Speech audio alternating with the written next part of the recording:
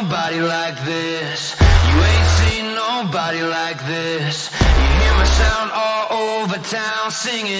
Whoa.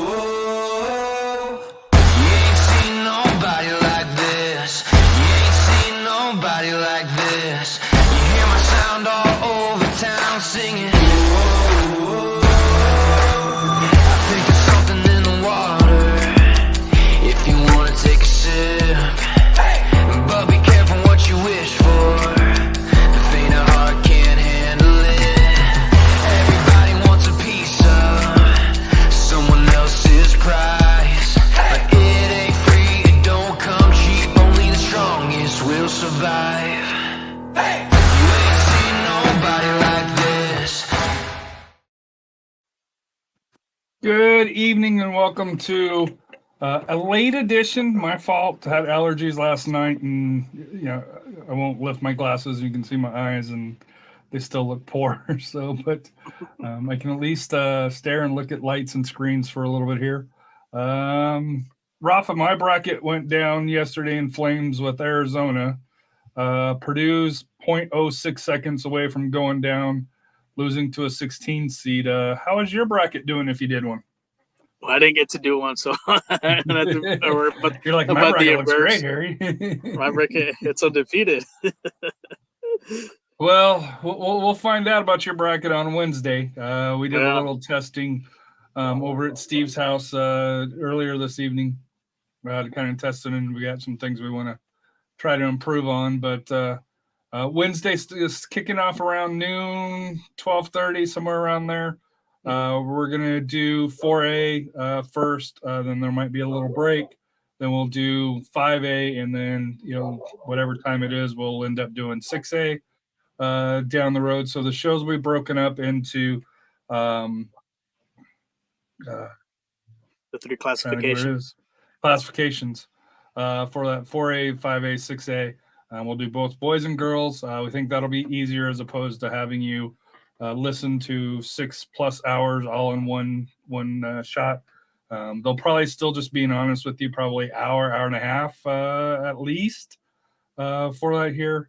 But it should be a fun time. The four of us getting together, doing it in person for the first time here. So anything going on tonight that you got your eyes on there, Rafa? Just a couple. Believe it or not, there's still some games tonight. There's actually 3 for the boys side and 4A, and a couple on the girls side. One game, 2 games in particular. They're up for the district titles between Floresville and Wally for both boys and the girls. So that's some implications there that could maybe change some seedings after tonight. And then we have some games on Monday, which I don't know if those are going to happen with this weather coming up. Expecting some icy conditions this weekend into Monday, so we'll see how that goes. So if there's any issues with audio, look right here. Coach Cano, guy who's in charge of audio, is all over it today. So if there's any issues on Wednesday, we know who to look at. I'm just putting it out there, Coach, for it here. So let's get into it. We're going to do the Power 15 first here. On the ladies' side here, the only person that dropped out, from 15 out was to Davenport. Now, they only dropped to the just missed. Wimberley, Antonian, Kennedy, and Warren just missed here. If you want to kind of go over on why they missed out or along those lines. I see you, Matt. Thank you for being here. Yeah, there were some competitive games this week that, a lot of them were, it was close because, like I said, there were some teams that really kind of rised up this last these past couple of weeks. So, but everything most of it kind of stayed the same a little bit, just a little shuffling here. But these are, like I said, minus Antonia because their season is over already because of TAPS. But if you look at Wimberley, Warren, Kennedy, and Davenport, they're all playoff teams, so their season's still going on. And actually, I think Davenport still has a game left on Monday, I believe. So, like I said, you never know. They could come back in a couple, at the final rankings, they could move it back into the top 15 once this season concludes. once we crown a state champion.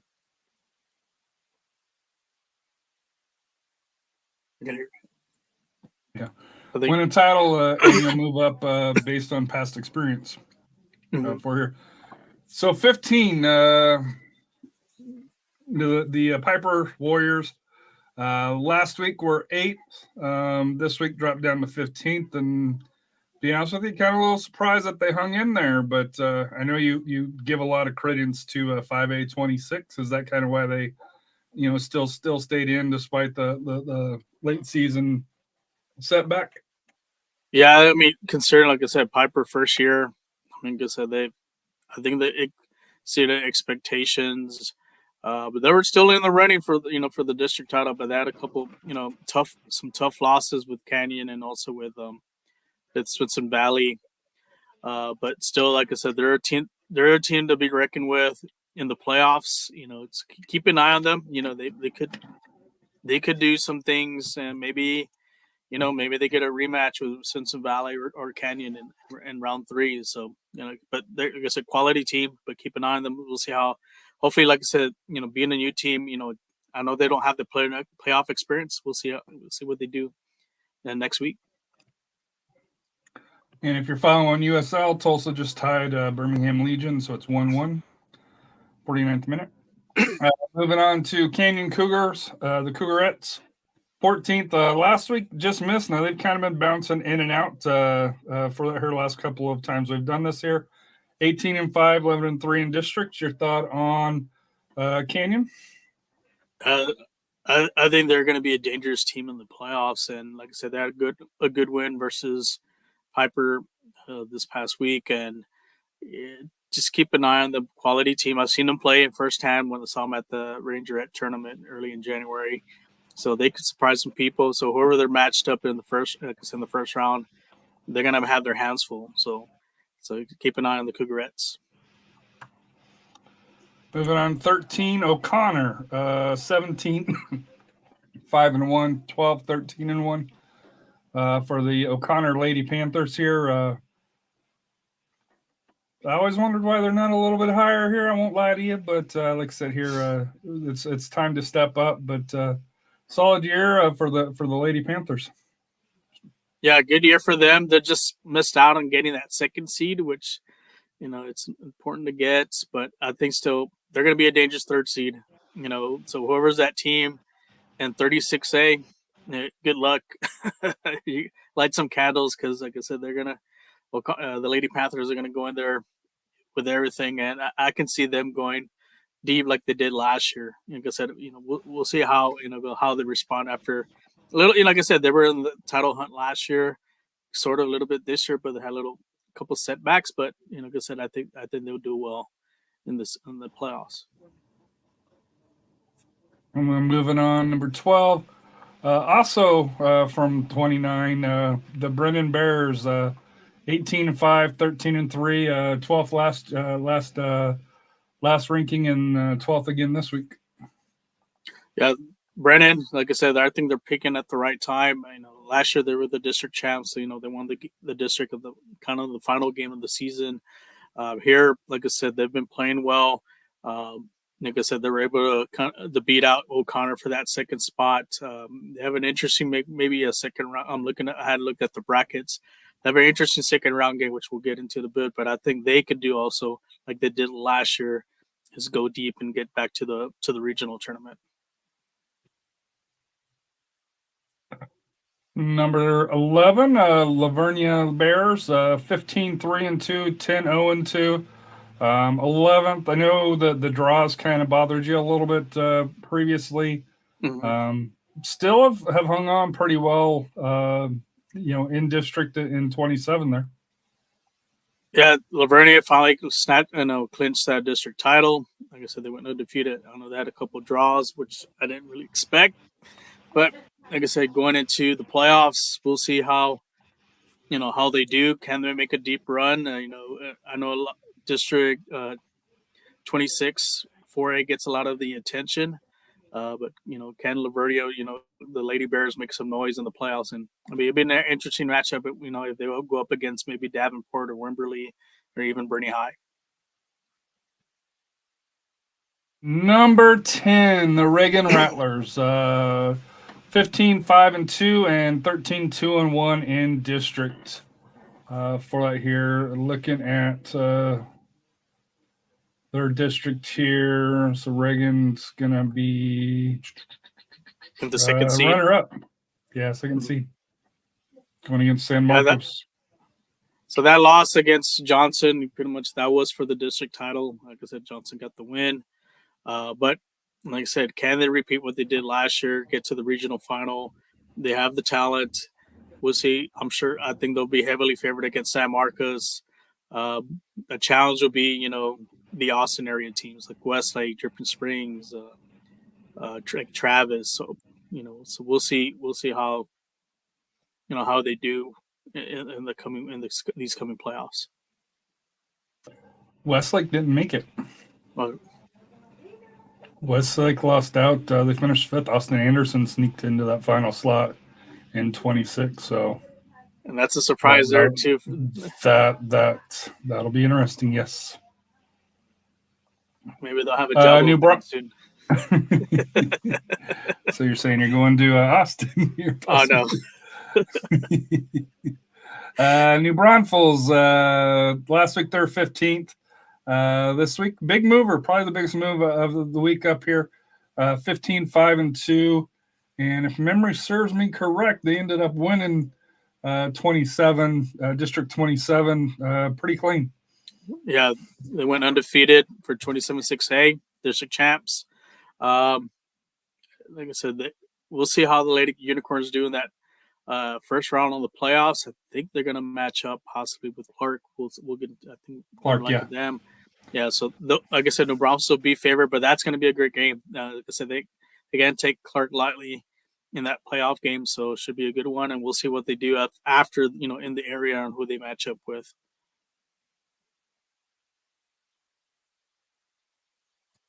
San Antonio Christian Lions. I know their season's over.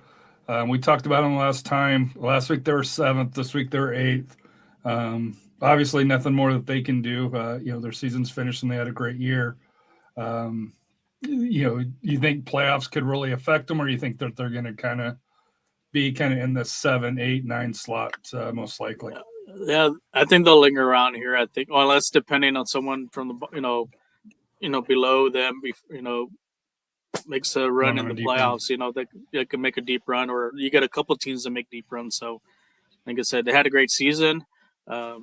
We'll see how they do next year. I'm sure, like I said, I think they set the bar higher for the next, the next team for 2023, 2024. We'll see if they can get to the final next year. Number 7, the Lady Dragons from Southwest, 18-2-2, 12-0-2. Kind of like with Lavernia, had those 2 draws that, to me, kind of held them back a little bit as far as for the Rafa's rankings. But to me, it will be very interesting to see how far they go in the playoffs here coming up. Yeah, unlike other sources, like I said, the Southwest is not going to be playing any Valley teams.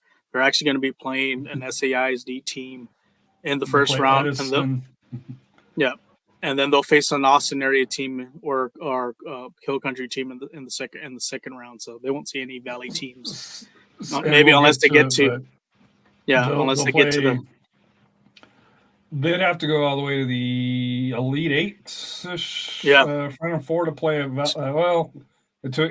Elite Eight, but to an Elite Eight, because if they do get by Edison, which you mentioned is kind of sneaky, their next match would be Cedar Park or Piper, both who I think you think historically have the pedigree that can make things a little troublesome for the Lady Dragons.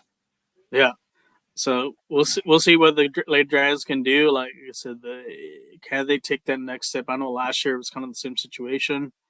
That second round game versus that Austin area team. Can they get by the area round and make some noise and get to the quarterfinals? And that goes for the boys and the girls here for that here. Johnson Jaguars last week 10th, moved up to 6th for that here. 16-4-2, 14-1-1.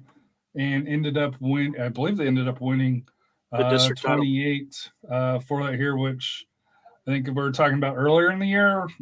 Probably wasn't the odds-on favorite to do that.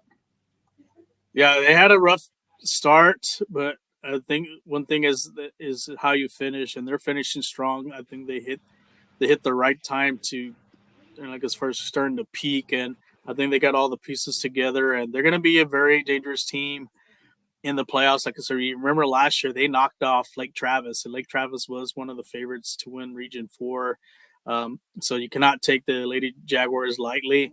I think they're going to be able to do some great things, and hopefully, like I said, they can get to back to Comalander and there for the regional tournament. And then JP2 Lady Guardians. I know we talked about it. They finished second, runner-up. Lost, I think it was PKs, right? Yeah. They lost it in PKs. So obviously well deserved. I think the only way they could have been higher is if they would have won in PKs. But even then, like I said, I think the teams ahead of them have been ahead of them consistently all year. So barring results that, from their playoff run here, to me, it's possible, JP2 could slide up a little bit more. Especially if some of the top teams don't make the trip like you're thinking that they will. Yeah, so JP2, like I said, JP2 had a great season and lost that tough one against the Covenant. Maybe they'll get the fifth game versus them next year. Kind of like Ollie versus what's his name? The other Ollie Fraser. Ollie Fraser, yeah. So maybe Ollie Fraser, those will be JP coming in 5. So that maybe hopefully we'll get to see that next year. Number 4, Bernie, 20-2, 11-0 in district. For that here. I'm not sure what else you can say. We've put a whole bunch of accolades on them, and I know us. I think everybody's pretty much predicting them to go as deep as you can go in the playoffs again. Yeah, the Lady Greyhounds, I think they've turned it up this year. Last year, like I said, great year last year. Got some revenge, knocking off Cal Allen. They might be in a collision course with them again, in the regional semifinal or final. But I think they're a little bit, like I said, a year older, a little wiser, more experience. They know what it takes to get to Georgetown.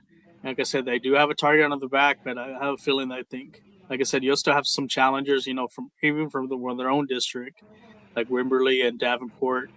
I said maybe Lavernia will be, like I said, they could challenge them as well.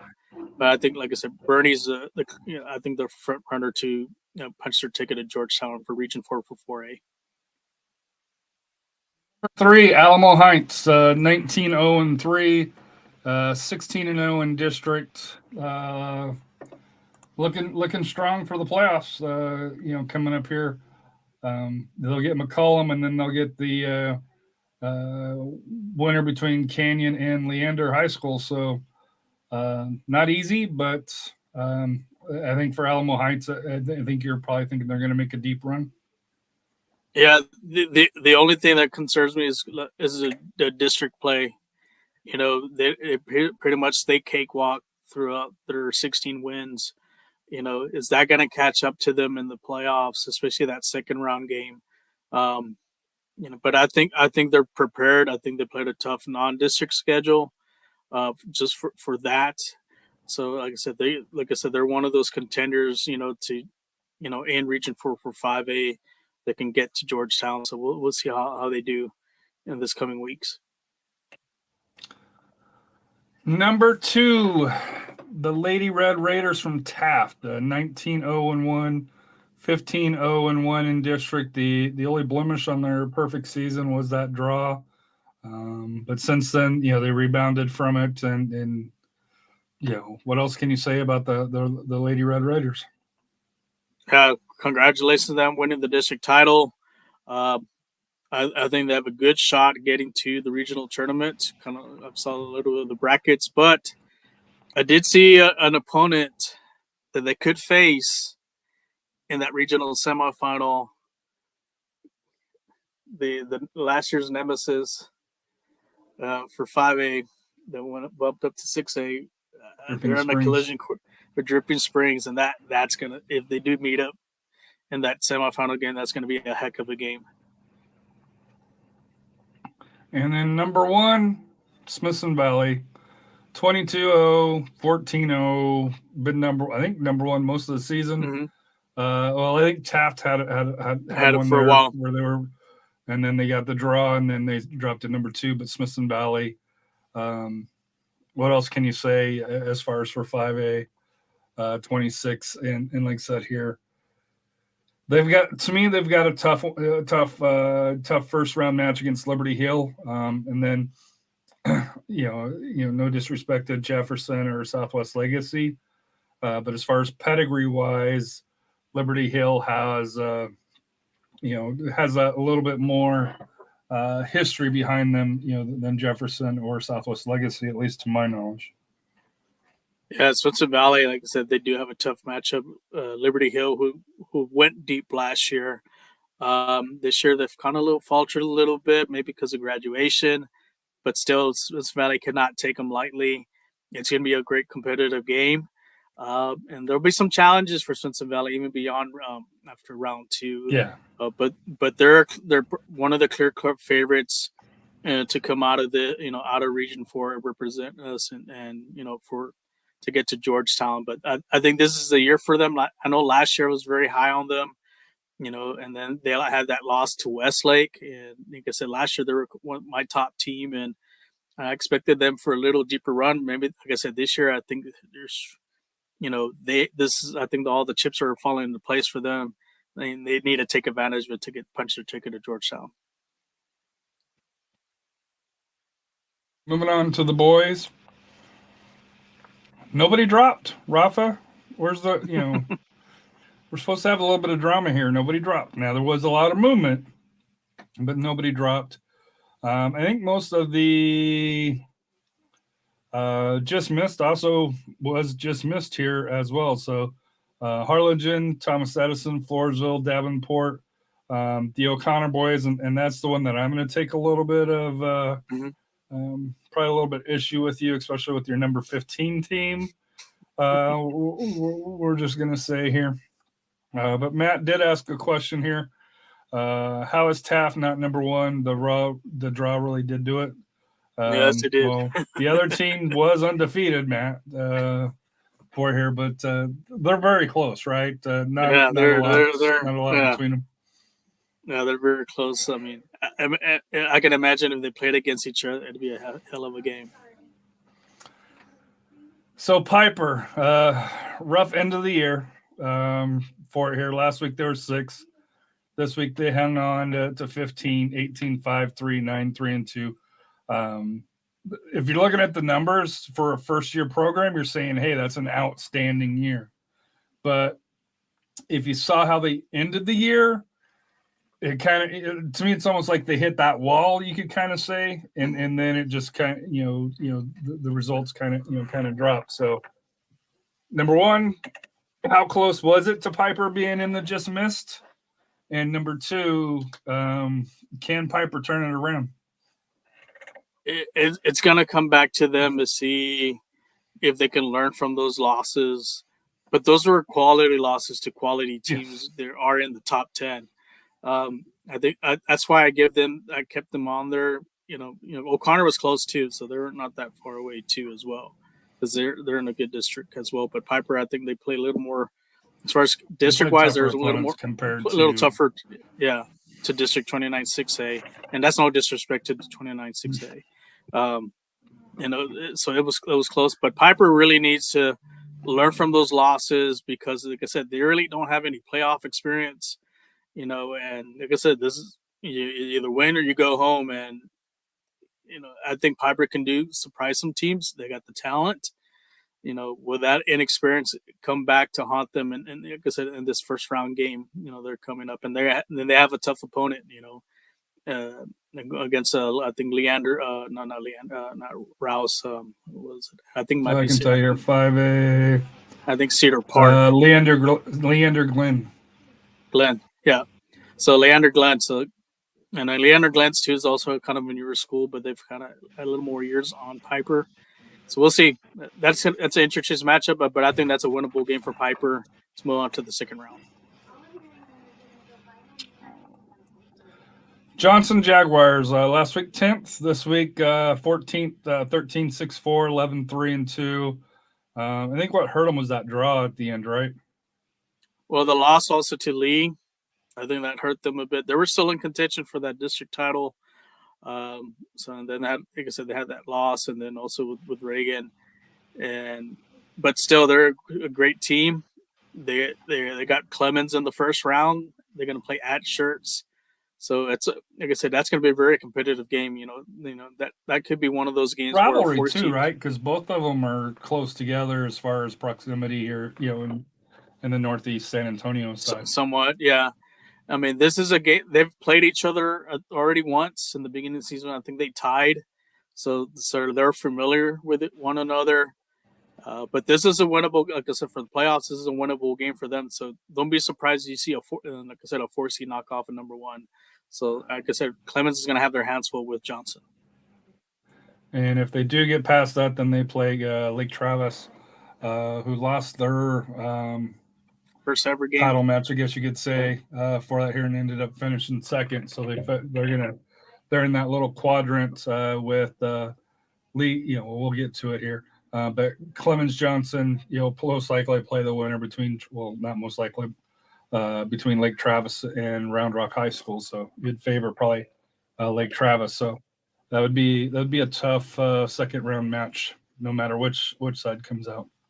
Smithson Valley, 13th, last week 14th, 16-8-3, 11-3 in district for that here. Your thoughts on Smithson Valley for that here? Yeah, Smithson Valley started a little, this beginning of the season a little rough, but they turned it up in district play. Just fell a little short on the district title. But still, they're well coached. I think they have a good opportunity to win a couple playoff games, and so you can't take them lightly because I think they're battle tested. So possibility we could see them going to Brownsville, for the Region 4 or 5, the Region 4 tournament for 5A. We'll talk. I'll bring that back up when we talk about their little 4-team section. It's to me it's a tough one. The Grupo de la Muerte. Well, they get Cedar Park first round, and then if they do get past them, then they play Alamo Heights. So that'll be challenging. Lavernia 12 last week, 19-2-3, 8-1-1. I think co-district champions, right? For that here, I think there's runner up second seed in the thing there, but record wise, runner up to I believe it's Memorial. Memorial for that here. Which the bad part about finishing second is if you get past the first match, you get Bernia. So you may get your matchup, just not in the round that you wanted. Yeah. I mean, hey, I know there are some people complaining about, we should change the seeding about the playoffs and this and that. Hey, in order to be the best, you got to beat the best, Yeah, you're going to have to go with your Bernie somewhere. So, yeah. So why not in the second round, So, but Lavernia, like I said, a good season for them. Like I said, I did expect a little bit more from them because they did return a lot of letterman. And I was a little surprised that they tied it, with Memorial as far as the district title. But we'll see. Last year they had some disappointment. They lost in the first round. Hopefully they'll learn from that, and so they can win that first round game. And we'll see. That matchup with Bernie. And for the second, if they do get into that second round game with them. They got to win the first place match, and that won't be easy either. Memorial, who we just talked about, finished first, 8-1-1, 16-4-2. Last week 9, this week 11th here for that here. But your thoughts on the Minutemen? For their first year here, dropping out from 5A, 4A, they've really, made the best of it, and they've got, a great record, got a piece of the district title. Now, can they, we'll see what they can do in the playoffs. And they're going to run into some opponents that they aren't too familiar with, and we'll see how they goes. We'll see how deep Memorial can do it this year. And number 10, Sharks Clemens, the Buffaloes, 12-3-6, 7-0-3 in district here. Last week they were 15th, moved up. They handled their business this final week of the season for them. Yeah, so I was there Friday night for the battle of 30-09 between them and Steele, and Clemens just took care of it. They got a PK in the first half, took the lead, 1-0 lead, and then they really turned it up in the second half, and some quality goals there, especially off some crosses. So congratulations to them on winning the district title. And now they're gonna have to face the Johnson Jaguars. They're at Lemhoff Stadium. That's gonna be a great game. And like I said, it's an evenly matched game. Like I said, they've already faced each other once. They tied. Now we'll see how different each teams are now in this playoff game coming up next week. For the playoffs, if it's tied at the end of extra time, do they go to any, or at the end of regular time, do they go to any extra time or straight to PKs? No, they go straight to I think 10-minute half overtime. So they do play. Yeah, and like regular season, if they have it, it goes to straight to PKs. And then they go to PKs. Number 9, Brandeis Broncos. Last week 11th, 15-4-3, 11-3-2. Finished the season strong for Brandeis. To keep in the playoffs. He squeaked out the third place out of a rough District 28. Brandeis really, like I said, we're going to be one of the programs to be watched this year. They were in contention for most of the season for the district title. I know they had a tough loss with Lee, and then they had a draw with Reagan in the finale, which they were actually leading. So we'll see. I'm sure they're looking forward now to see what they do in the playoffs. Very dangerous team, and like I said, well coached and great offense, great goalkeeping. And like I said, they're also battle tested. They went, like I said, they did go up to the Austin Lakes Elites showcase and had some positive results up there, and so they know how to go toe to toe with some of the top programs in the state. So we'll see what they'll do these coming weeks in the playoffs. Number 8, Bernie Champion, 11-1-2, 14-1-3. Came on at the end and ended up winning the district. What can you say about Bernie Champion? After a rough year last year, bounce back, come back, and knowing that Swinson Valley is going to be in their district, and also with Piper coming, being in as well, to win the district title this year. Kudos, not only to the to coaching staff, but also the players. Well, now we'll see, can they equate that into the playoffs? Can they make a deep run like what the girls did last year? And like I said, and we'll see what they can do this coming week. They get Leander first, and then they'd get the winner between Edison and Harlandale. So sets up, if they can get beyond Leander, sets up a Sweet 16 match that'll be interesting to see how that works here for that here. Reagan last week 8th, this week 7th, 14-4-5, 12-1-3 in district. Reagan, like I said, I had them as far as one of the favorites for the district title. Just came a game short. Like I said, they had a draw against Brandeis, and also they needed a loss from Lee, but Lee took care of business, so they're able to wrap up the district title for 28-6A. Reagan, like I said, they're going to be one of those dangerous teams as well in the playoffs.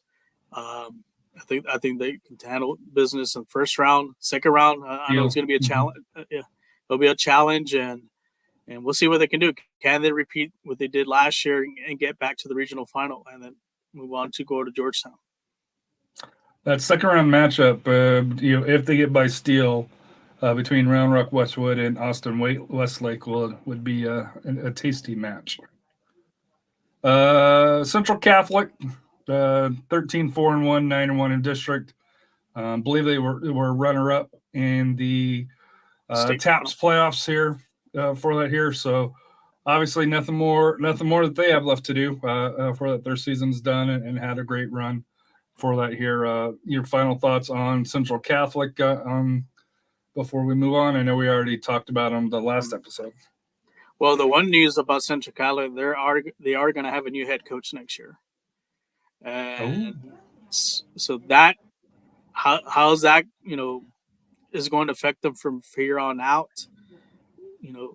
We shall Do see. they promote from within, or do you think they go out and pick? Because that's a big program. They can go out and get a big name.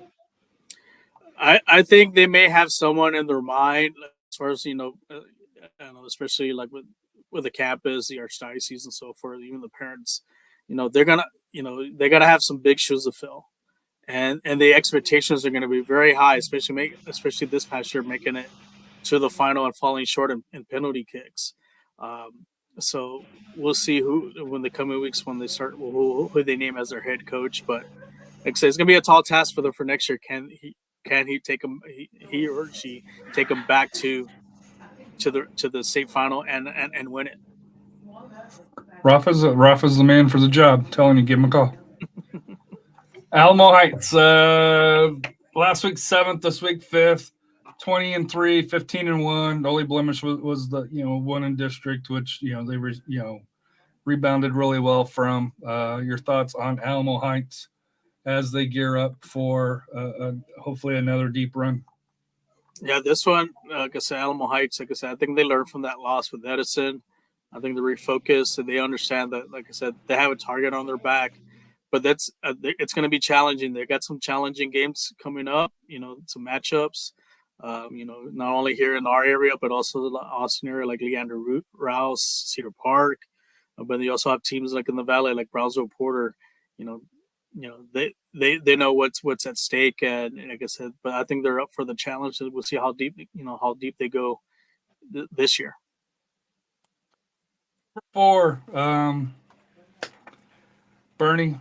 Not sure what else there is to say. 21-3-2, 11-0. I think most everybody's predicting them to go as far as you can go and win it. Yeah, Bernie's still got one game left next week against, I believe it's Canyon Lake. I'm sure that game's going to be very, very chilly if they play it. If you look at Bernie, they're like I said, they just handle business. They take care of business. Nothing phases them, and they have that been there, done that attitude. And looking kind of in Region 4, is there a team there that can challenge them? I know you have maybe a couple Valley teams there. Maybe Hidalgo. I know Hidalgo has a 40-goal scorer on their team. How does they match up with them? Progresso's another one.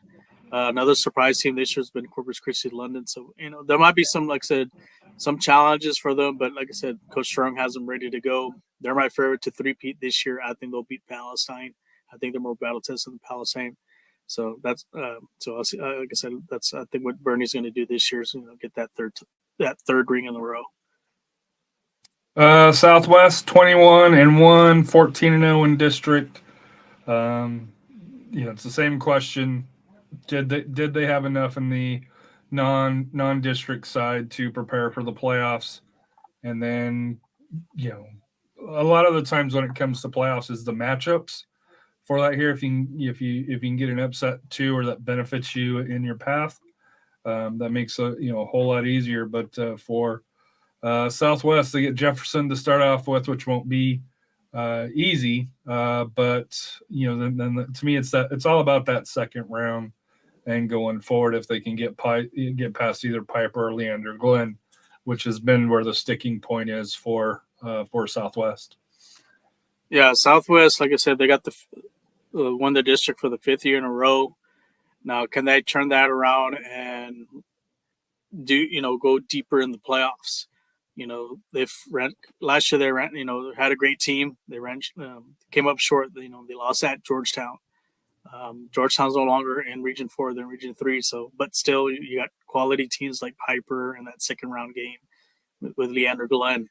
That's going to be the key there. If they can get a win in that second round game, I think that will build confidence for them to try to go deeper into the playoffs. We won't talk about the third round because Harlan kind of sleepwalk. The 29th District 29 both tapped and Harlan, both the first place teams just took a commanding lead the first half that really there's kind of sleepwalked it, through before there really was no suspense on who was winning. 18-2-2, 15-0-1 for the Hawks here. So your thoughts, we were just over in the neighborhood of Harlan here. So your thoughts on Harlan and they'll most likely draw Laredo United South to start off with.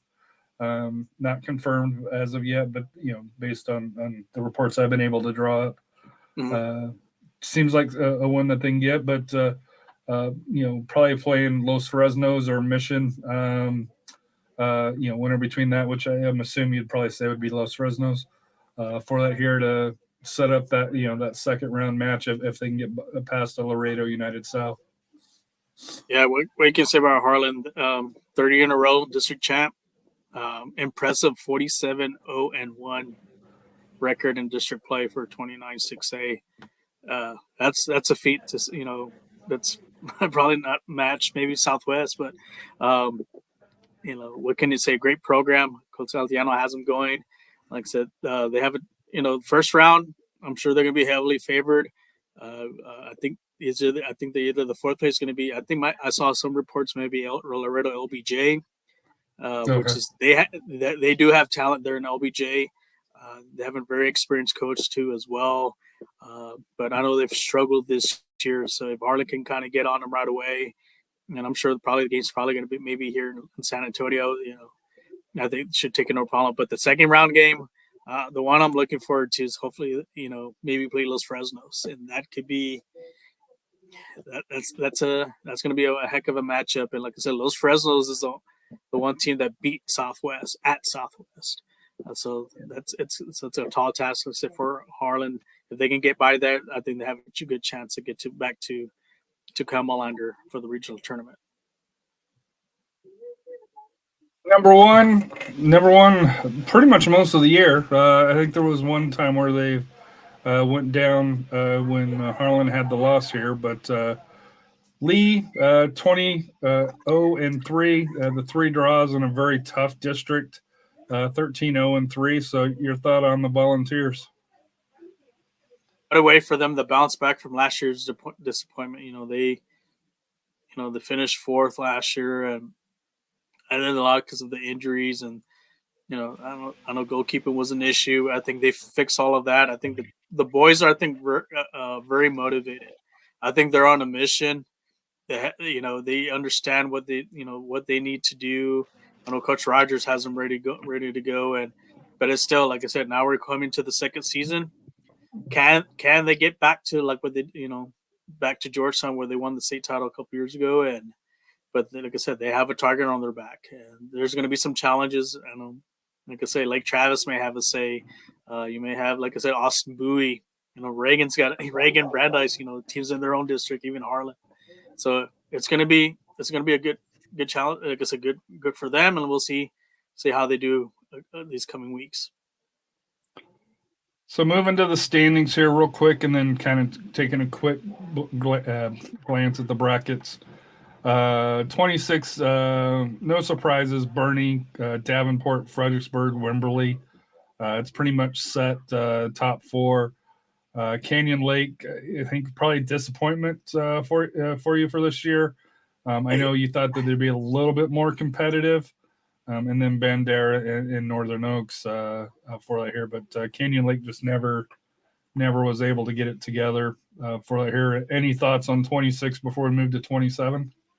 Yeah, that was probably the only surprise. I thought they would get that first spot. But, kudos to Fredericksburg. No one really picked. They were kind of on the radar there. And to get that third place in the district is great for them. Convincingly. Convincingly. Good confidence booster for them going. They're going to be, like I said, they're going to be a dangerous team in the playoffs. 27, we kind of already talked about Memorial, Lavernia. Kennedy finished third. Fox Tech snuck in and grabbed the fourth slot here. over Gonzales and Yoakum. So the two new teams that moved into the district, for that here outside of the San Antonio area. Struggled a little bit. Fox Tech, congrats, you made the playoffs. But you're going to have to play probably not, which would be Floresville. So I guess, or Uvalde. Or Uvalde, they're playing, I think, right now for that here. But either one would be a tough matchup. But your thoughts on 27? And like I said, we'll see what 27 can do, against 28. I think those will be very competitive matches. But I think the task is, can they compete against District 26? Are at that level or to 25, knock them off, right? Yeah. or even 25 too. Are they at that level that they can go on and go deeper into the playoffs? 28, Floresville, Uvalde. They're playing right now. Uvalde has to win for that here. Hondo has made the playoffs, and then Pleasanton and Somerset. Like I said here, in the fourth spot. Somerset in the fifth. I think they're done if memory serves me right. Mm-hmm. For that here. So congrats to Hondo on making the playoffs here. Pleasanton, I think early in the year, I think you thought that they would do a little bit better, Mm-hmm. than what they did here, but they still made the playoffs. But it's really been Floresville and Uvalde. Uvalde had the horrible non-district, but in district they've shown that they've got some stamina behind them to be able to go in and pretty much win convincingly so far. Yeah, Uvalde played a really tough non-district schedule. I think that's more for preparation for this district. And like I said, tonight they're playing against Floresville. A win by them will tie things up for that district lead, and we'll see. I'm not sure who has a tiebreaker. It might come down to goal differential. So Uvalde still, like I said, depending on the results, still has a shot. If they can take care of business at Floresville, claim a share for the district title and get that number one seed. And then also, like I said, congratulations to Hondo. For them to making the playoffs on their second year. So looking at where we're at for here. So as we speak at this time, and this is still kind of a work in progress here, Floresville would be I'm assuming hosting Fox Tech, Austin Achieve in Fredericksburg, Memorial, Pleasanton, Davenport, Lago Vista, Brownsville, Jubilee, Westlako, Rockport, Fulton, IDFR, Progresso, Brownsville, Idea, Frontier, and Hidalgo and Beeville. So any thoughts on the upper half of Region 4? I think if you look at, the upper half, I think you gotta include Davenport as one of the favorites to get to the quarterfinal, maybe even get to the regional semifinal. They may be collision course again with Fredericksburg. We'll see. That's going to be a good game, the Davenport Memorial, if Memorial does get by. That'll be a great matchup. Down and below, like I said, it's the burning. Jubilee. It may come down to, actually, I think it's going to come down between Hidalgo and Progresso. I think Brownsville Jubilee, I know that record have that one loss record, but kind of looking at some of the games they played, they haven't really been played quality teams, and that could come back and bite them in the butt. So I still think, like I said, Progresso's won a state championship, so as Hidalgo. I think they've been the two premier 4A teams in the Valley. So it's a shame that, like I said, one is going to have to go home in the second round. So I think whoever wins that game is going to probably come out of that section there. Bottom half of Region 4, Bernie versus Burnett, Lavernia, Hondo, Marble Falls, Wimberley, Uvalde, S.A. Kennedy, although that could be Floresville in that slot.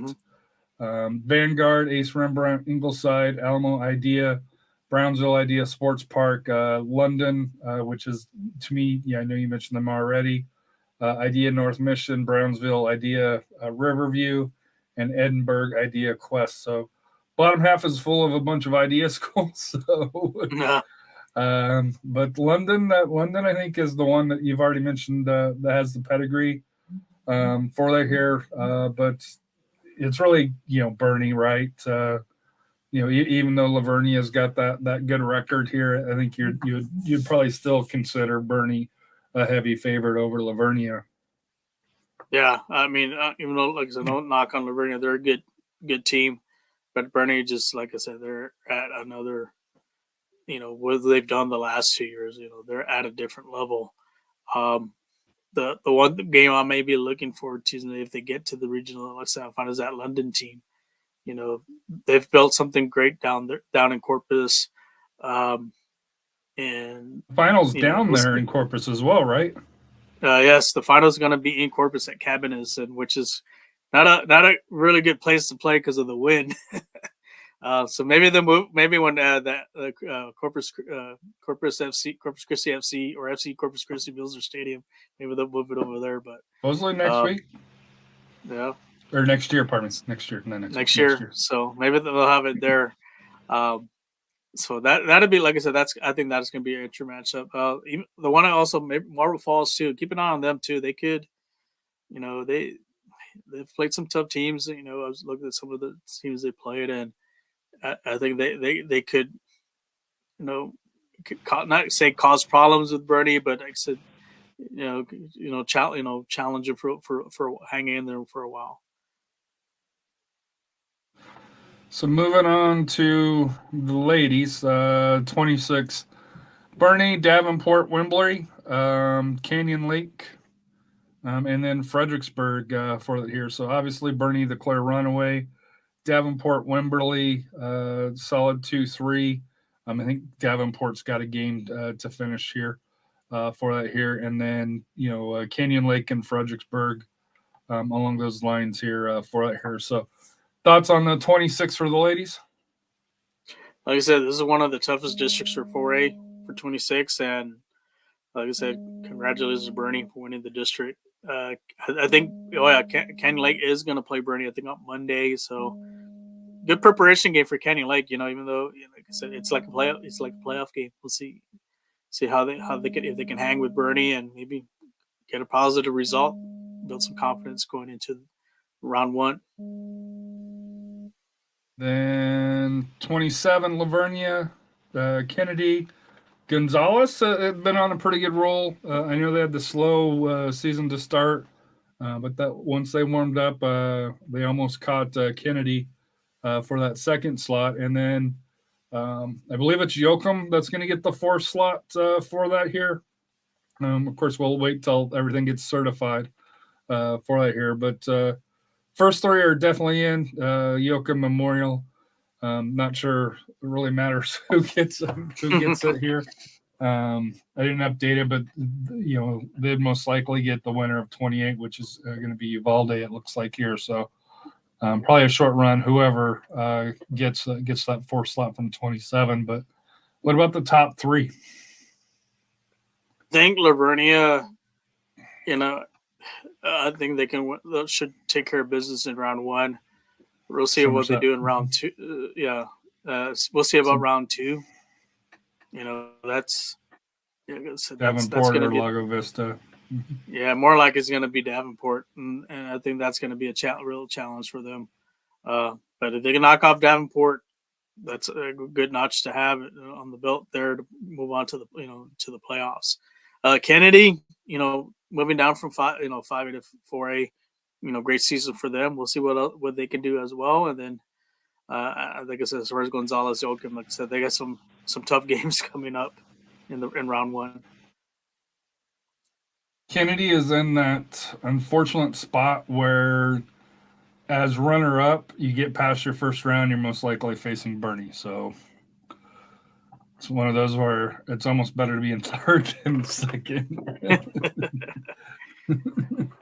28, Uvalde, Pleasanton, Floresville, and then Somerset for that here. As the playoff seeds are locked in.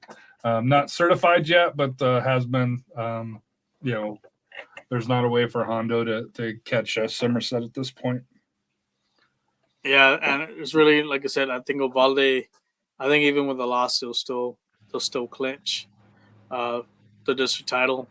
Floresville, I don't think they can even move up to the second spot possibly if they Yeah, do get a because they've win. got 3 losses. Yeah. Yeah, so I think it's pretty much set. And then Somerset, like I said, I think they've got that locked in, from Hondo. So Uvalde, I think a little nice bounce back because they kind of struggled a little bit, and then they kind of floundered around a little bit at the start of the district play, and then I think they've turned it up, and we'll see what they can do. Like I said, last year they had a good run, but they got knocked off of Bernie.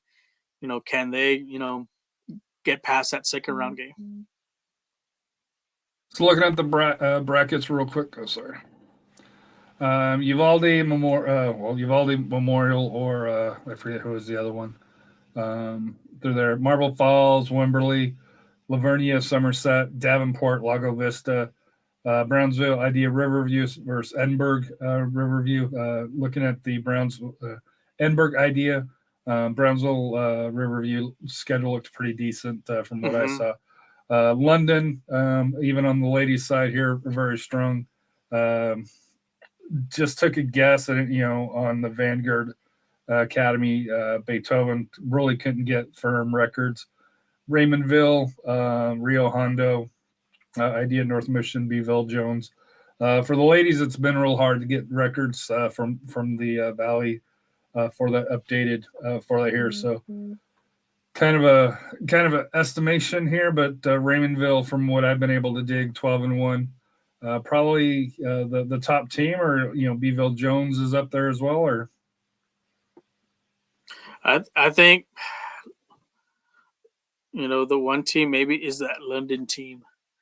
Because they have Corpus Christi Callan in their district, and what Corpus Christi Callan's done in the past.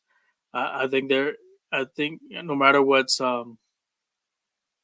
Braymill's done, I think it'll be London. I think we'll end up seeing London versus Davenport.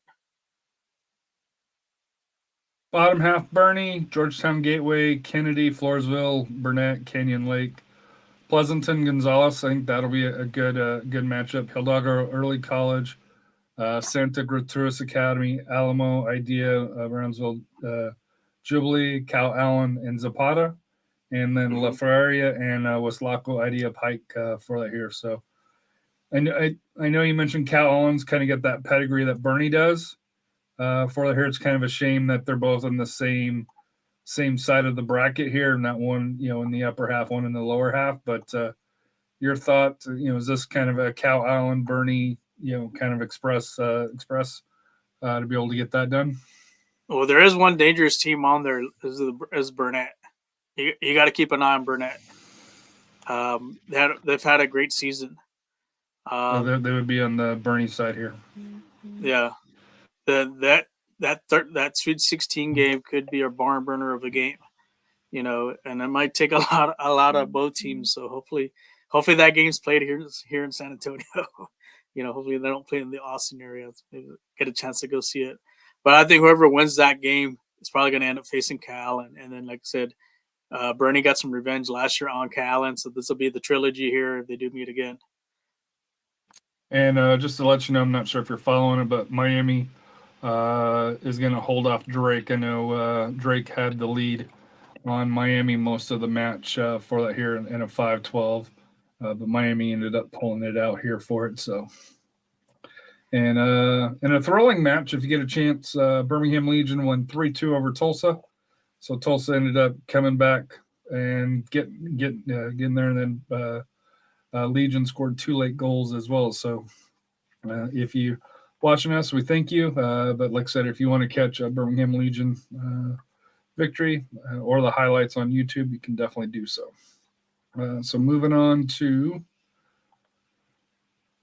5A, the ladies, Smithson Valley, Canyon Cougarettes, Piper, and Bernie Champion. It's set. It's already been certified for that here. Kerrville, Tivy, Wagner, Vets Memorial, and Seguin. Thoughts on thoughts on 26? This is like I said, this district is real brutal. They got 5 teams, or they've kind of battled each other out. I really thought in the in the beginning of the season it was going to be between maybe Cincinnati Valley and Bernie Champion, since Bernie Champion is the defending Region 4 champion, but they've really struggled this year.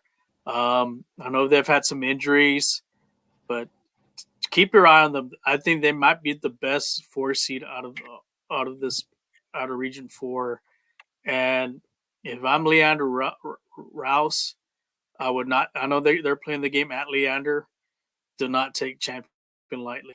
And I would. They said don't be surprised if this is one of those bracket busters that champion goes over there and knocks off Rouse in the first round. So I'm that's it, assuming because that they're will battle. be that'll be a highly debated match come Wednesday. Mm-hmm. Yeah.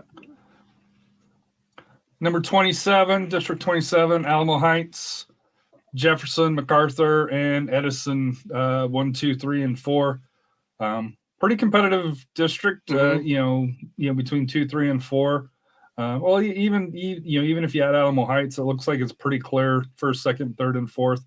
Highland, I think, had a pretty good year district-wise. Burbank, Sam Houston, Brack, and unfortunately for the Volks, just the one victory on the year. So your thoughts on the 27, District 27 for the ladies?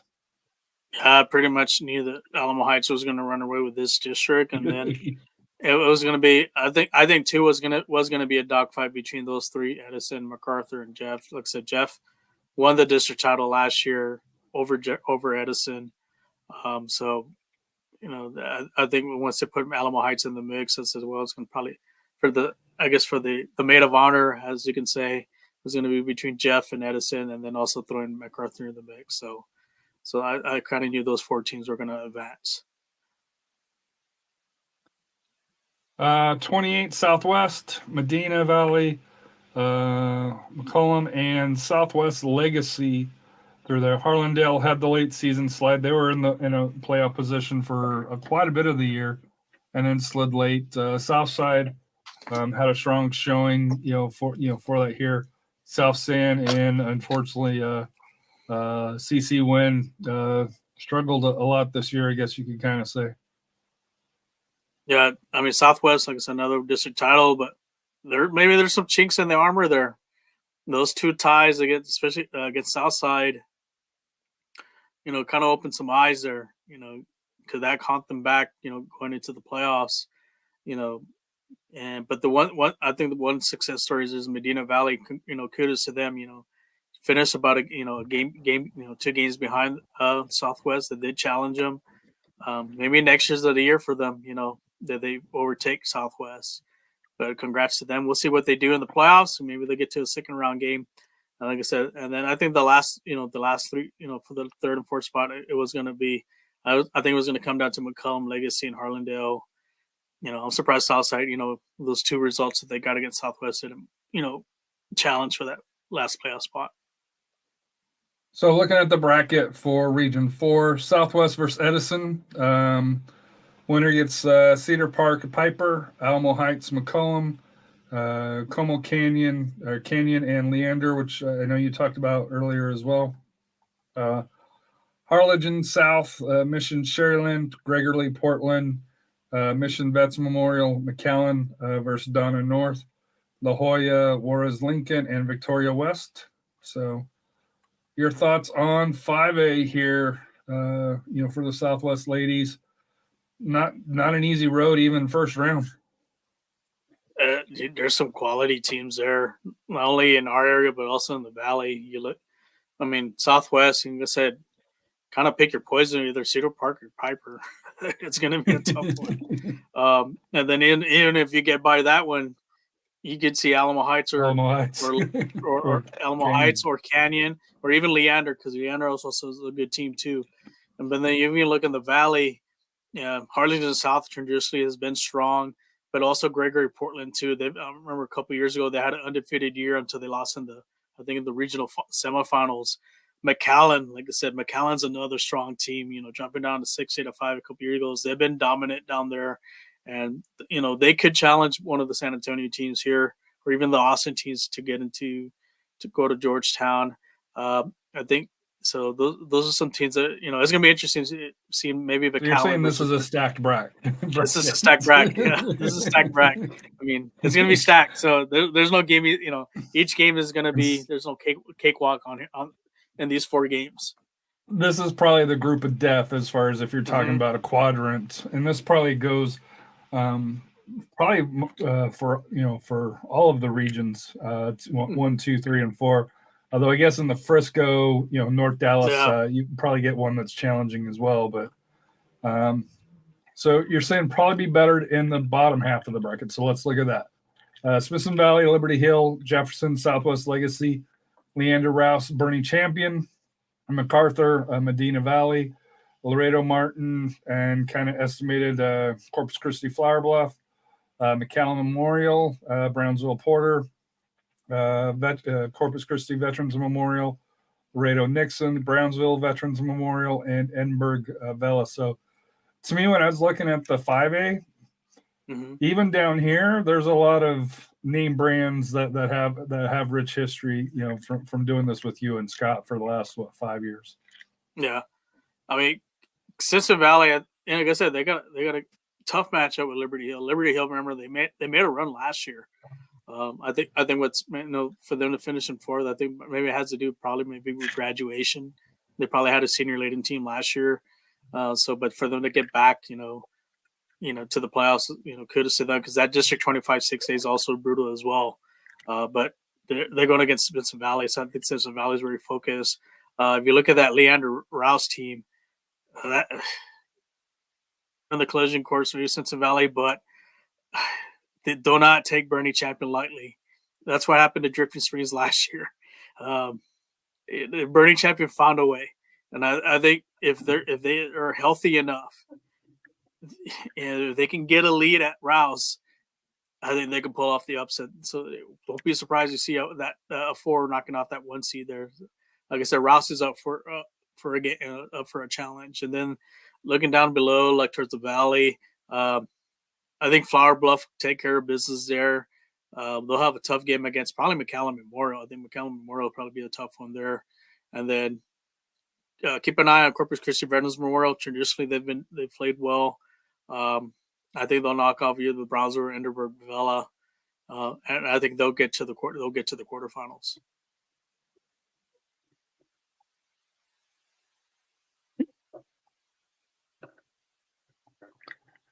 District 26 boys, Bernie Champion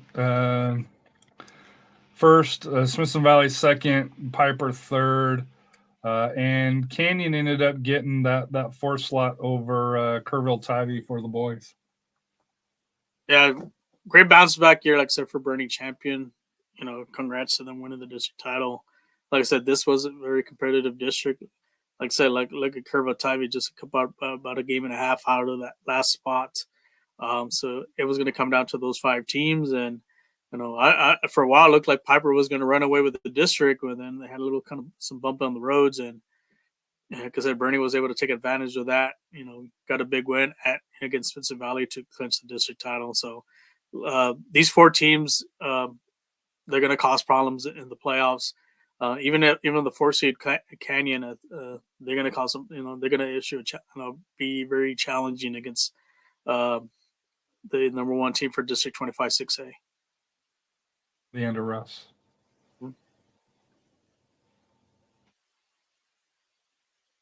27 Alamo Heights, 15-1, Edison 12-4, MacArthur and Jefferson got the last spot on the last day over Brackenridge. They had the tiebreaker over Brack. So your thoughts on 27, and then Lanier, Burbank, Sam Houston, and Highlands finished it out. But to me, when I was going through, we had Bracken most of the year, or at least when I started doing this here. Had Brack going in, but they were caught by Jefferson. Yeah, Brack, some bad luck, having the last game of the season against Alamo Heights. If that wasn't the case, maybe Brack's in that final spot, but I'm sure Jefferson's not crying over it and say, hey, we'll take this. But hey, they got now they have to face Southwest, so they got another challenge there. kudos to Edison. Great season. They were the only team to beat Alamo Heights. That's a good notch on their cap.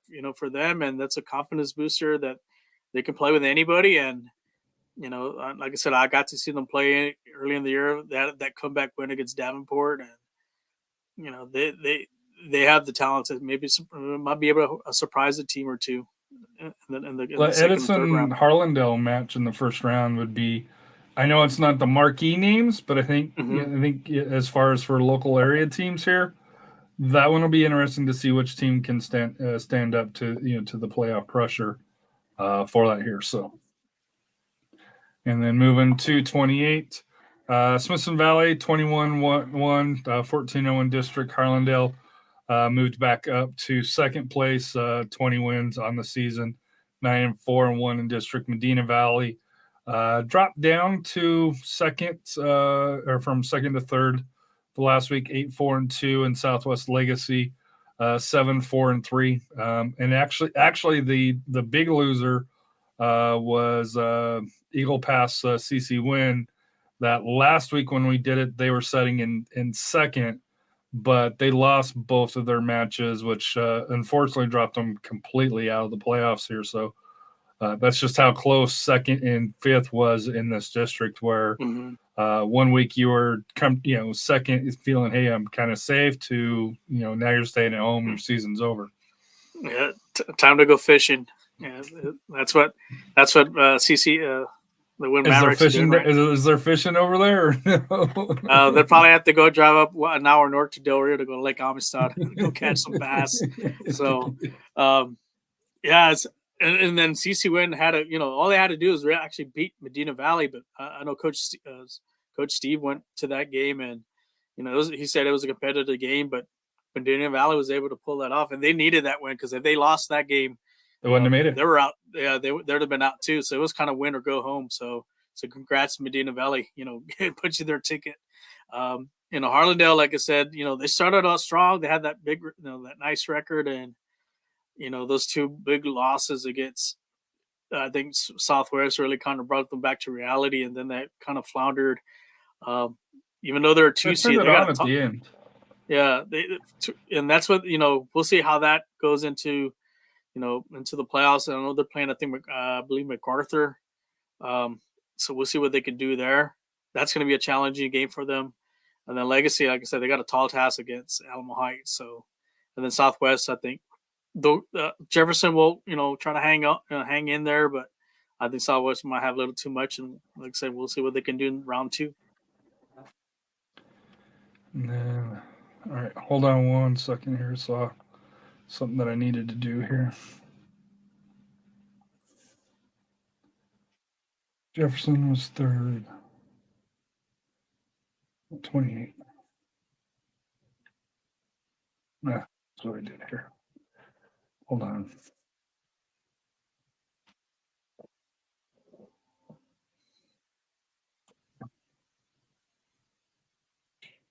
Somehow I didn't get this updated on this side here.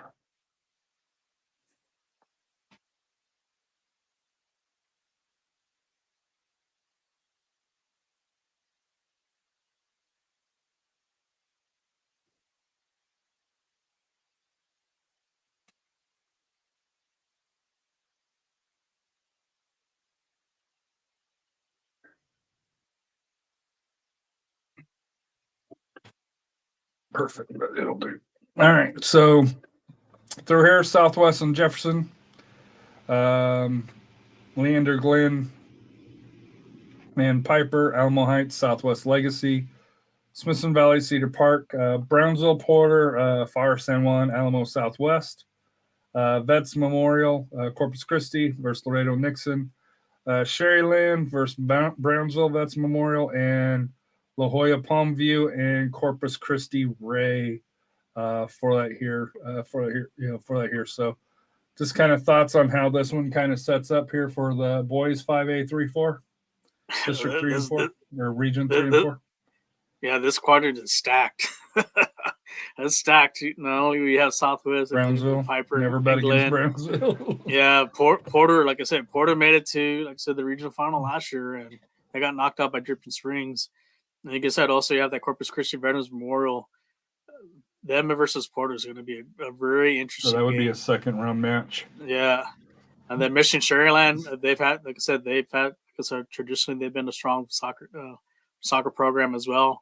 And then, up here in our area, that Spencer Valley Cedar Park, that's gonna be a tough one because I remember Cedar Park, played Lee tough in one of the tournaments here.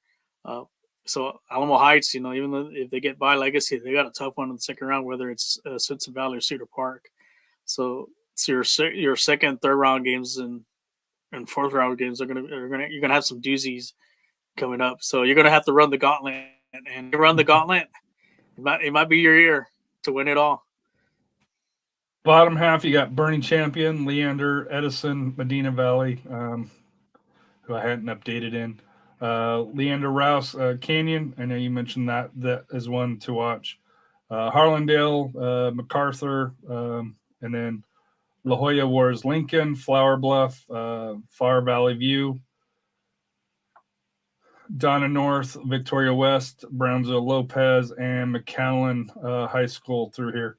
I think if memory serves me right here, I'm not sure why it didn't update here. It was District 31. District 31 had three, Missy Sharyland. Tri-district champs. Yeah, tri-district champs.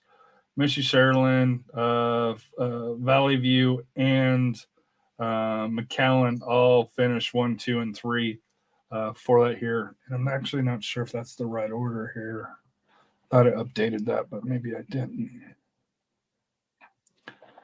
Let me see here. Hold on. I sent that to a tweet to you guys, right? Mm-hmm. Message.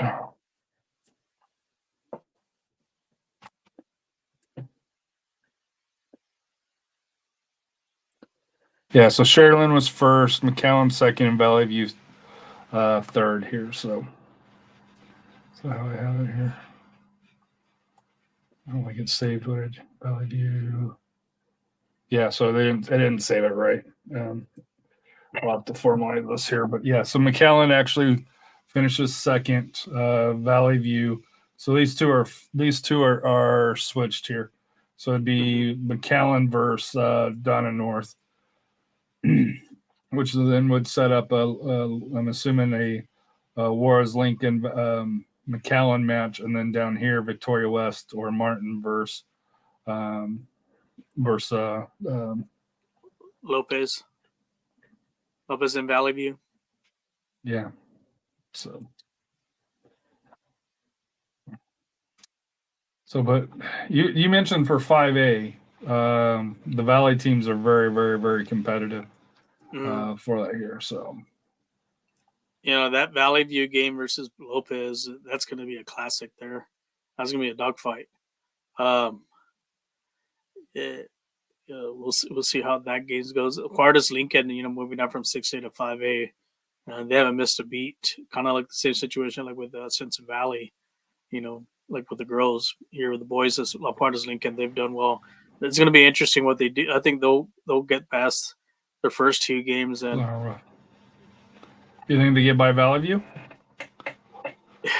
I think that McAllen. Lopez, McAllen. You think they get by McAllen? Yeah, I think they'll get by McAllen. But like I said, it's going to come down to Lopez and Valley View. Whoever wins that game is probably going to end up playing with Juarez Lincoln. Then when you look up top, I think MacArthur. I think they can upset Harlandale. Rouse has got, like I said, is going to have a tough one with Canyon. Canyon's got a quality goalkeeper, Nico Sellers. And I'm sure Rouse does not. I want to tell you this: Rouse do not go to penalty kicks because I think they may have Canyon will have an advantage with their goalkeeping.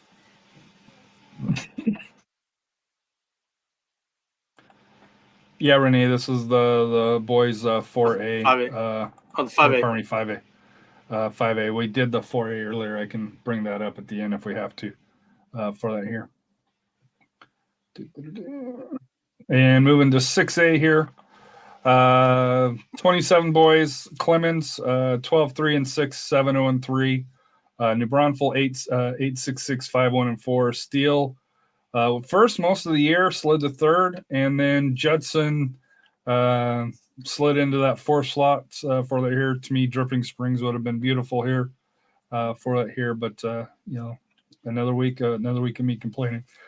San Marcos and East Central round out the six slots for here.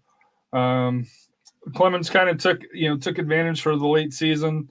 I know you watched the Steele Clemens match, earlier or last week here. So, but New Braunfels, you said kind of watch out for, and they kind of snuck in there late to get that second slot. Yeah, the Braunfels, they're one of my favorites, I guess, to win the district title. But like I said, it went to Clemens. But don't count out the Braunfels, because in the years, like I said, a couple years ago, they knocked off Reagan in the first round. Even though Reagan got some little revenge last year, cannot take New Braunfels lightly. And that matchup, they're going to face, I think, more likely, Brandeis. And they're playing Brandeis in that first round game. That's going to be a great game. I don't know where that's going. No, Johnson. For which one? For the for boys. New Braunfels or for Clemens? For New Braunfels. Clemens is playing. New Braunfels is playing. New Braunfels is playing Brandeis. Yeah. And then they'll probably play Austin Bowie. If they get by that. another tall test for them. So like I said, here is 6-8. I mean, when you look at with District 25, 26, 27, 28, there's no gimmies, and you're gonna have to play at your best, because you're gonna have to knock off some quality teams if you want to get to the regional tournament. And so, like I said, you got to beat the best of the best. Clemens, like I said, really tough game coming up, which we'll get into the brackets. But I think this was kind of what we saw forecast in the beginning of the season. That the 4 teams that are going to make the playoffs. Moving to 28, Lee, Reagan, Brandeis, Johnson. Pretty clear top 4, has been all season. Churchill, Clark kind of made a little bit of a run, but really never were in it. Madison, Roosevelt, and unfortunately Marshall had a long season for that here. But this top 4 probably just as competitive as any top 4 in any district, correct? I think you see, there's a 2-game difference between 4th and 1st. So that's how close this came down to. And it came down to the last game of the season for Lee to finally clinch that district title. And, Brandeis, had they held on, they'd probably been at the 2 seed. Reagan would have been the 3 seed. Reagan with that tie kept their 2nd seed, open. And the same thing with Johnson. Had they won against Reagan, who's to say they don't get that 2nd spot? So that's just how close and competitive 28-6A is. And they're probably going to be the favorites, in the first round games. No disrespect to 27-6A, but like I said, these guys are, this district games were basically like playoff games for them. So yeah, this is a beast district, yeah. And then also I want to give kudos to Clark, for what happened last year, to come, and they finished last year, and they made a good bounce back this year. So kudos to that pro for them and their coach. I did see them play last year, and it didn't look good. And I know they didn't make the playoffs, but for what they did this year, they're very competitive, and hopefully they'll build upon that for next year. 29, Harlan, O'Connor, who should be ranked, but I'm just going to leave it there.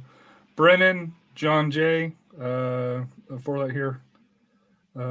Actually, I think Warren gets into that 4th slot for that here. So I didn't actually adjust the scheduler. So yeah, it should be Warren instead of John Jay for that here. I just didn't adjust the standings. Taft, Holmes, Stevens, love you. Unfortunately, rough year. And Sotomayor, first-year program, experienced first-year pains. But Harlan, O'Connor, and then Brennan and Warren, the 4 playoffs teams from the District 29 for the boys here. Doesn't get the same highlight as 28, for that here. But to me, to me, compared to last year to this year, I'm not sure if the talent was quite there this year in 29 compared to last year for that here, based, just comparing the two of them together. Yeah, I think this year was a little bit more competitive from like from 2 to 5, maybe 6. But Harlan's been the district champ the last 3 years. Like I said, they have a 47-0-1 record. So what can I say about them? They've been the most consistent team out of this district, and the one that's been not only also doing some great things in the playoffs, reaching like a quarterfinal and a semifinal. So like I said, they've been the gold standard of this district. We'll see what the other teams do in the playoffs. I know last year O'Connor faced my alma mater, and they had that game won, and they gave it away. Which they shouldn't have. They had full control of that game, and just a couple mistakes opened the door for, like I said, for Del Rio to win. And Brennan, like I said, Brennan and Warren, they got some tall task playing, which we'll talk about in the playoff brackets in a bit. But that doesn't mean like they don't have the talent. It's doable. You never know; anything can happen there in that first round.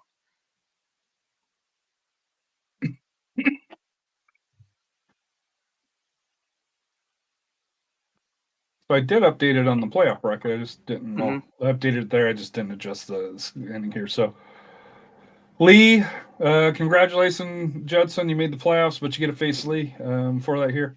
Congrats on that. Austin Vandergrift, Del Valle, Clemens Johnson, Travis, Lake Travis, Round Rock, Brownsville, Rivera, Edinburgh, O'Connor, Laredo, LBJ. Edinburgh, Indomitus, and Harlingen, and Laredo, Alexander, and Brennan for that here as far as on the top here. To me, this quadrant right here, Clemens, Johnson, Lake Travis, and Round Rock. I think Alexander actually won the district title. For which one? For the boys for 36A. For 26? For 36A. Oh, for 30. Yeah, 30. I don't have 100% on because that hasn't been. And that's actually going to be that's actually going to be Del Rio versus Brennan on that one. Okay. So, but that's still, like I said, that's still, like I said, some stacked teams. Clemens, like I said, Clemens or Johnson, they're gonna have to face, that game between Lake Travis and Round Rock. Don't count Round Rock lightly because they've had they've done some upsets the last couple years. It's gonna be a barn burner of a game for them, and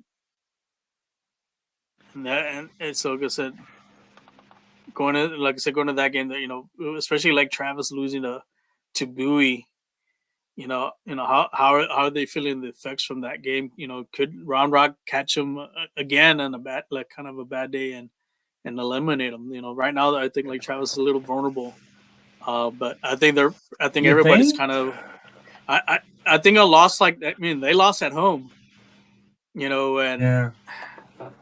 So if and that was their last game of the season, and Round Rock, like I said, if they can get a lead early and kind of change things around, you never know. But I still think Lake Travis is a favorite, but Round Rock's not gonna roll over for them. No, not at all. Yeah, I think everyone's probably predicting maybe a Lake Travis quarterfinal game in the in the Sweet 16, which it's a possibility. Vandergrift, I think they'll take. They got a tough game versus Del Valle because Del Valle did sweep Westlake. They went far right last year too. Well, they got eliminated by and Weston, like I said, Vandergrift, they've had that history with Lee in the past, but like I said, got some revenge in the playoffs a couple of years ago. So I think if they face each other, that'll be a great game. But more likely, I think people are probably predicting like Travis, Lee in that quarterfinal, and then probably more likely whoever wins that game is going to end up going to probably to Georgetown. What about O'Connor? I know they're with Laredo LBJ, and I'm assuming probably Brownsville Rivera. You give them any shots of reaching the Sweet 16, or That game, I think that might be. I think LBJ. I think they finished fourth when I saw one of the standings. I guess that was posted on Twitter, but we'll figure that out. I think they're playing it hasn't United. been certified yet. So Yeah, so I think they're playing United. I believe that's a winnable game. United has struggled this year. I think that, they had a big graduation loss, so I think that's where they're kind of snuck into the playoffs this year. Or if it's even LBJ too, I think also, like I said, they've been struggling too. And normally they're usually the two strongest teams in Laredo. Keep an eye on Brownsville Rivera. They have the history. Remember one year they went 35-0 and they just annihilated everybody. I mean, they're probably the best technical play team I've seen in a while, since Salt Lake Carroll, the one I saw recently. I think they have a good matchup against Edinburgh there too, probably slowly in that quarterfinal. Like I said, O'Connor's got a tough road if they want to get to Comalander. And moving on to the ladies. If I can get my mouse to at the work bottom. Oh, sorry. Yeah. Austin Bowie.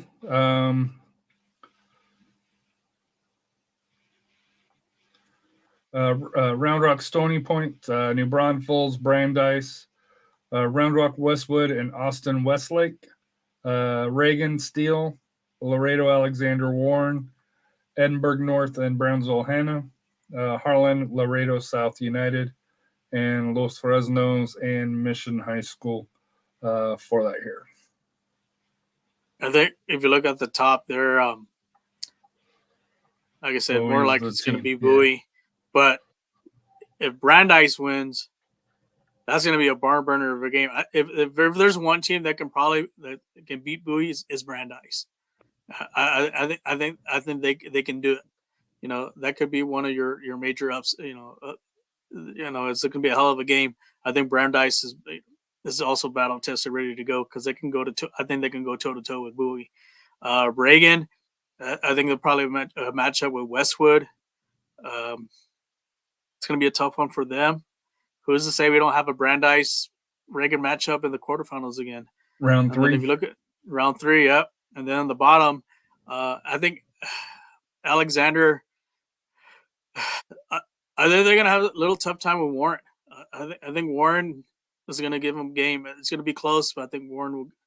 I think maybe more like Alexander pulls it off, but we'll see. Maybe they'll face. I think they could see Edinburgh North, Harlan. I think might be playing LBJ. They may have a tough second round matchup against Los Fresnos.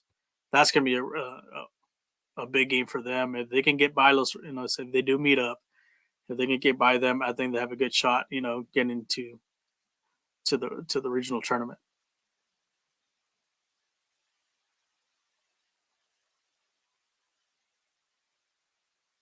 District 27 ladies, New Braunfels, 9-1-1, Cibolo Steel 6-2-2, San Marcos 5-3-2, and East Central ekes out the last spot, 3-6 there. So New Braunfels and still kind of New Braunfels. I think you mentioned you like them, but surprise, Steel held off San Marcos. Oh, well, the big surprise is Clemens. I thought Clemens was going to be in the top 3. And they finished all the way out. They finished, not make the playoffs is kind of eye opening there. But kudos to San Marcos and East Central on making the playoffs, because they're probably not even favored to get those last two spots. So, but like I mentioned, they got a tall task with the next district.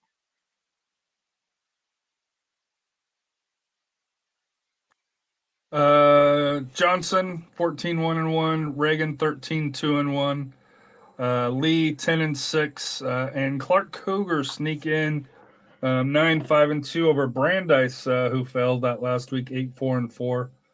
Madison and then Marshall, Churchill, and Roosevelt kind of wrapped it up here, but this one was a 5-team race, for it here, And it came down to the final day, and Clark was able to sneak in. Brandeis had been in most of the season as far as in the playoff position. Yeah, funny how like it came to the last game and it looked like Lee was gonna be out of the playoffs, and Clark comes out with a win, and Lee got a big win over Churchill, and Brandeis had that loss. That tie actually, that tie knocked them out of Tie. That tie knocked them out of the playoff spot, and Reagan really needed to kind of get a win to see if they can try to get up to that first spot. But so Clark, when I saw him this season, they lost a lot from graduation. They did, sometimes they didn't look good. For what they look good defensively at some games, and offensively they weren't, kind of struggling. But they kept, scratch and claw their way in to get that final spot. So, kudos to them. And I'm sure Brandeis right now is kind of feeling like they had it in their hands and they just couldn't finish it. And so, like I said, it takes that one game to kind of seal the deal, and it knocked them out of the playoffs. So, Lee, I'm not sure they were sweating it out for a while, but they got that third spot after those, starting hot in the beginning. They still of the didn't year. end the year well though for Lee. No, I know they got the win late, but you look at their last couple of weeks. Yeah. They weren't the same team that I think started 8-0, 9-0 in district. Mm-hmm. They had a great winning streak, but one and unfortunately, we don't know if it was injuries, grades, or just poor performance for that here. So it'll be interesting to see if they can turn it around come the playoffs there. 29 Taft 15-0-1, Brennan 13-3, O'Connor 12-3-1, and Warren, who made the playoffs for the first time in 17 years or something along those lines here. 10-4-2. Sotomayor, John Jay, Harlan, Holmes, and Stevens, unfortunately missed the playoffs. But your thoughts on 29 and really Taft has had it clinched, for a few weeks now. Yeah, because once they knocked off Brennan and O'Connor in the second round of the district play, it was pretty much already it's in stone that they were going to win the district title. Even though they did have that one little tie against Warren, but they pretty much had it already wrapped up after beating the top two teams in their district. Kudos to Brennan. They found a way to get that second spot. They came last year. They were the defending champs, and they came, like I said, to the last game.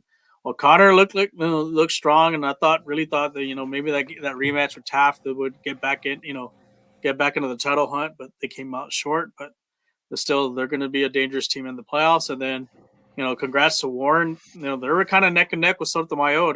Sotomayor being the first year program. They were at times a game off from the fourth spot, but Warren, two great results with the two of the top teams, ahead of them.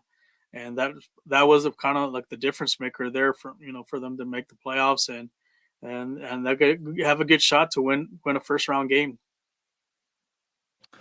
And Spurs lost in overtime to Memphis, 126-120. So the tank for the number one pick is still in play for that here. So wrapping up the last bracket here. Top half Johnson against East Central, Austin Vandergrift, Buda Johnson. New Braunfels Clark is the one that snuck in. Austin Lake Travis, Round Rock Westwood, bottom portion of this side. Harlingen, and then Mission High School, Brennan versus the Laredo LBJ. Edinburgh, Indomitas, and Brownsville Rivera. Del Rio and O'Connor for that here as far as for bottom half of the bracket here for that. So your thoughts on how this is shaping up here?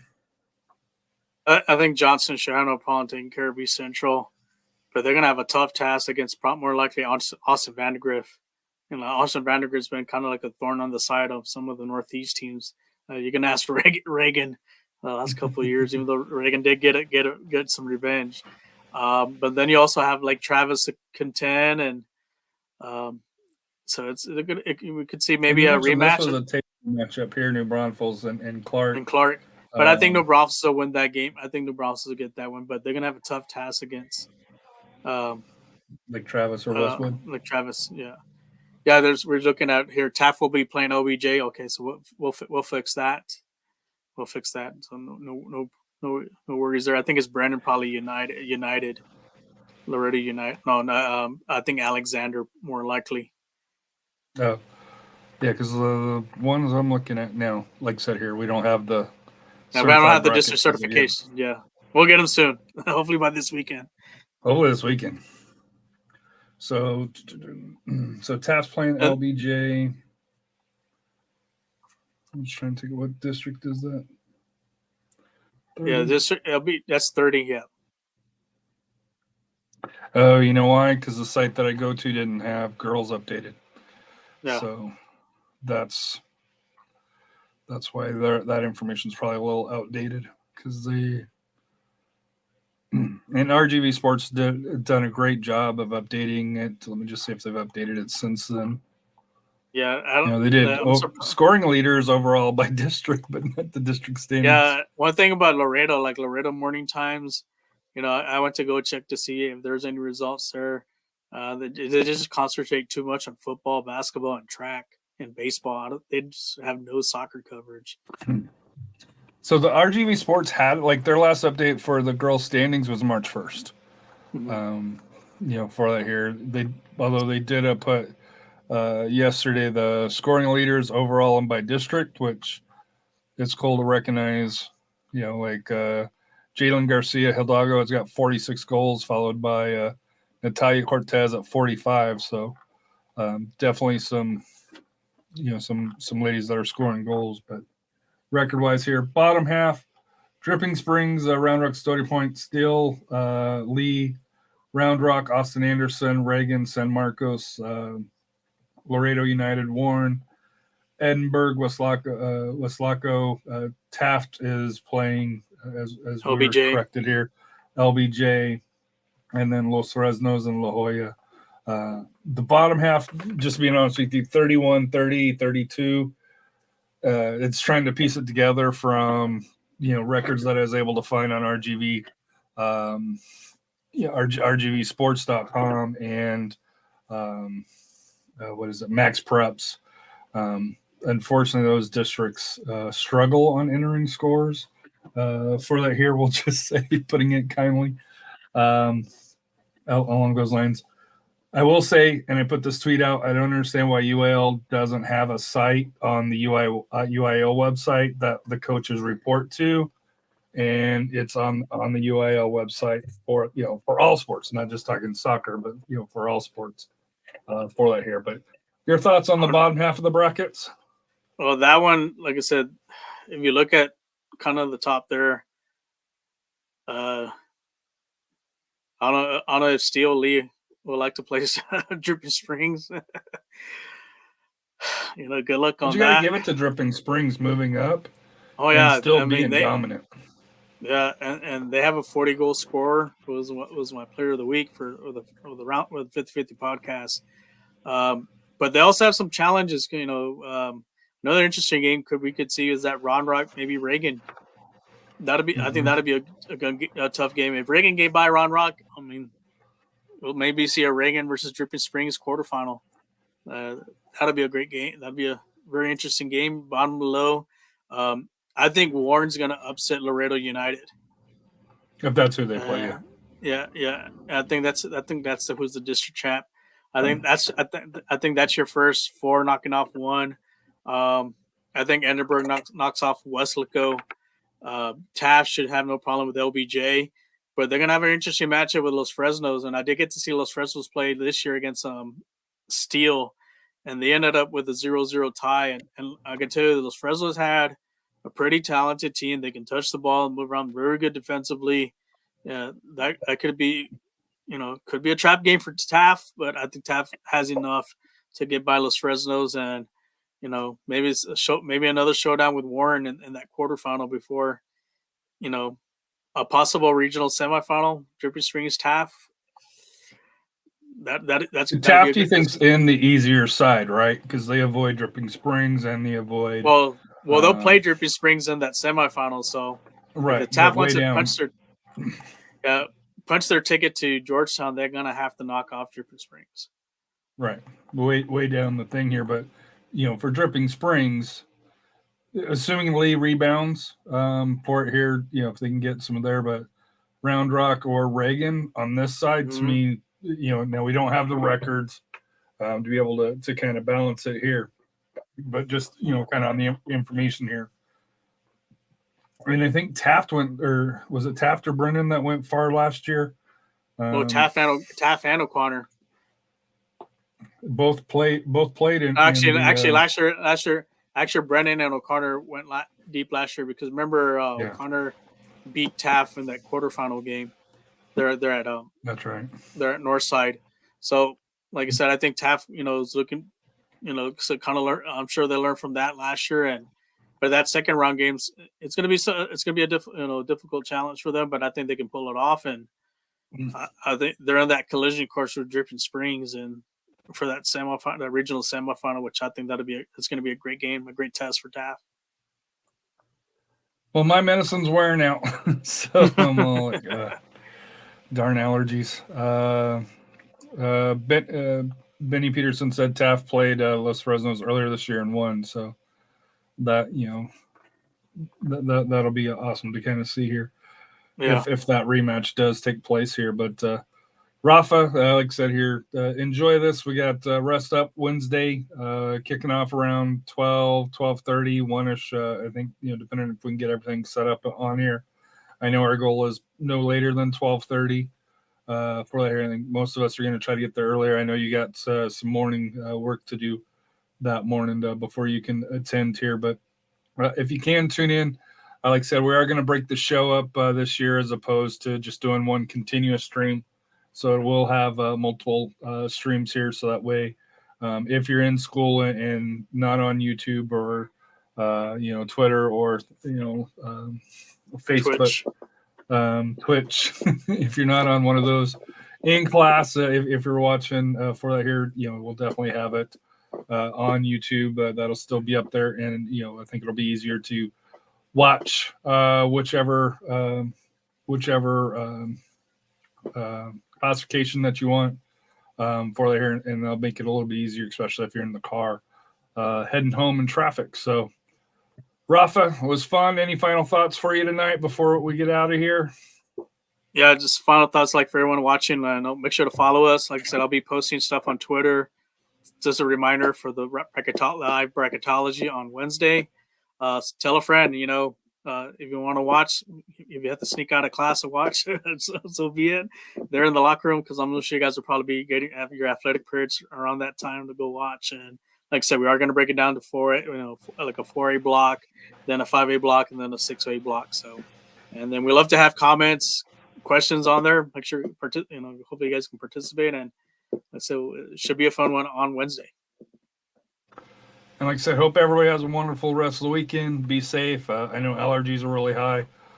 Supposed to be a winter storm warning coming into the San Antonio Hill Country area. So just be safe, especially if you're up in that area for that here. So fill up your car. Just with the Texas power grid, we never know. So have that handy here. But I hope everybody has a wonderful evening. And we'll talk to you on Wednesday.